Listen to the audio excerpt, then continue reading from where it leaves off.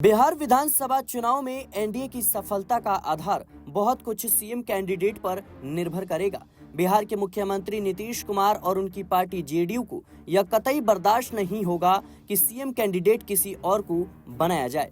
जाहिर है कि यह स्थिति उनके लिए बहुत शर्मिंदगी वाली होगी और ऐसा होना भारतीय जनता पार्टी के लिए भी खतरे से खाली नहीं है। गृह मंत्री अमित शाह ने कुछ महीनों पहले यह कहकर सनसनी फैला दी थी कि नीतीश कुमार के सीएम कैंडिडेट होने को लेकर फैसला दोनों पार्टियों की बैठक में लिया जाएगा।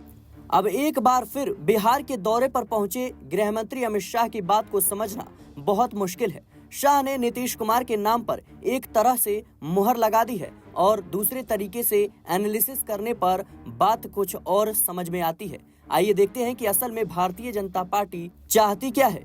अमित शाह ने अपने बिहार दौरे में एक बात तो स्पष्ट कर दी कि चुनाव नीतीश कुमार के नेतृत्व में लड़ा जाएगा, पर चुनाव जीतने के बाद सीएम भी उन्हीं को बनाया जाएगा, इस पर प्रकाश नहीं डाला।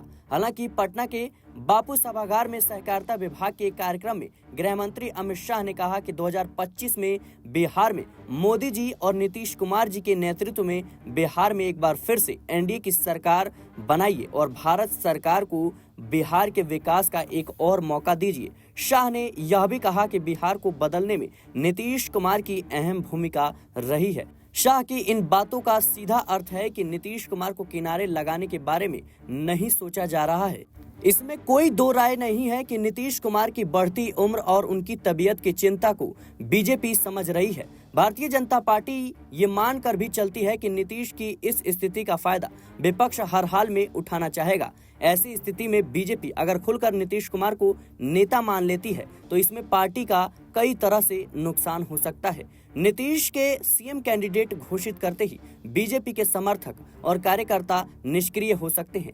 ऐसी दशा में वे ढीले पड़ सकते हैं। ऐसी स्थिति में जो नीतीश के नेतृत्व से नाराज बीजेपी के वोटर हैं, वो सीधे सीधे प्रशांत किशोर की ओर मूव कर सकते हैं। हालांकि भारतीय जनता पार्टी के लिए यह भी फायदेमंद सौदा ही है। बीजेपी यह चाहती है कि एंटी इनकम्बेंसी वाले वोट किसी भी सूरत में पूरे के पूरे आरजेडी की ओर न जाए। दिल्ली में यही रणनीति आम आदमी पार्टी ने अपनाई थी, इसलिए कांग्रेस के साथ आपने समझौता नहीं किया। वहां भी यह तर्क था कि आम आदमी पार्टी से नाराज वोटर बीजेपी की ओर पूरी तरह से न जाएं। इसके लिए कांग्रेस के रूप में जनता के सामने एक और विकल्प होने से पार्टी को फायदा होगा। ठीक उसी तरह भारतीय जनता पार्टी बिहार में भी यही सोच रही है। शायद यही कारण है कि प्रशांत किशोर को लेकर बीजेपी परेशान नहीं है। जिस तरह महाराष्ट्र में बीजेपी ने पूरे चुनाव के दौरान तत्कालीन मुख्यमंत्री एकनाथ शिंदे को नेता बनाए रखा, उसी तर्ज पर बिहार में चुनाव लड़ने के मूड में पार्टी नजर आ रही है।